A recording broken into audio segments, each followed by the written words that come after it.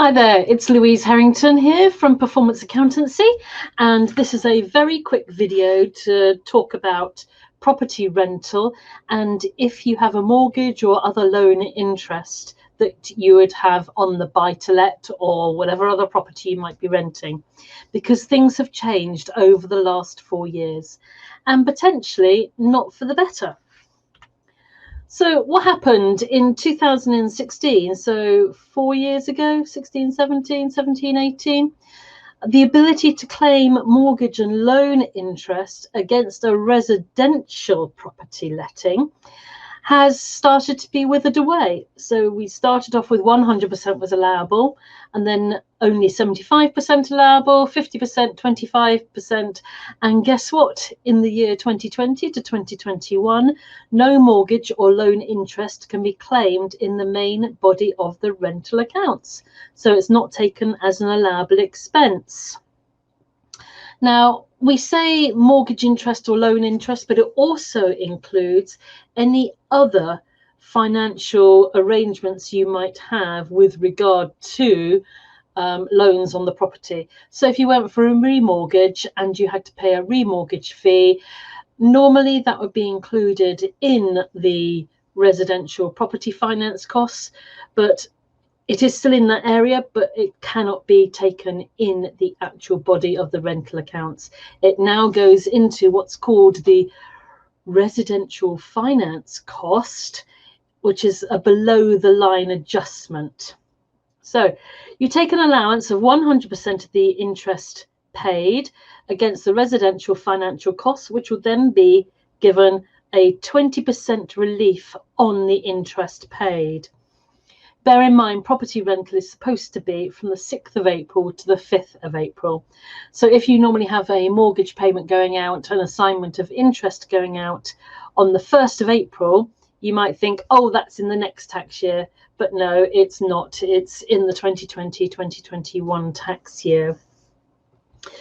For a basic rate taxpayer, it absolutely makes no difference whatsoever.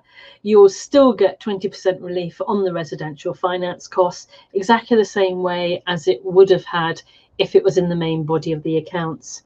But unfortunately, it's if you are a higher rate or an additional rate taxpayer, that's where the difference comes in. You will only get a 20% finance relief for any of the interest charges. So that means your property cost goes up.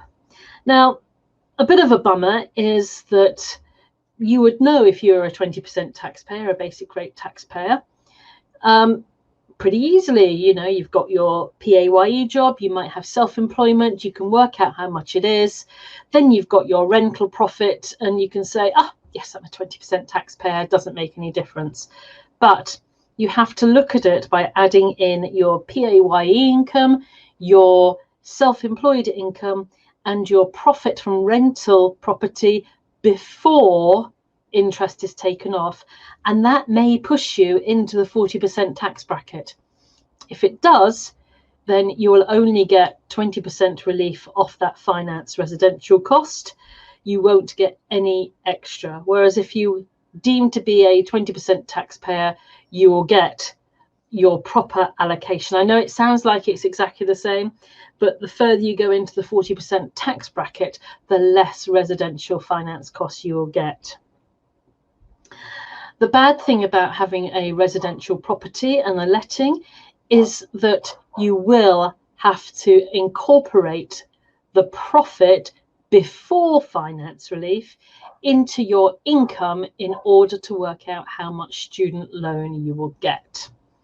Now, that's a bit of a because you could have lots and lots of profit on property rental and even more interest to bring the profit down, but the finance relief is not considered for the student loan. It's profit made.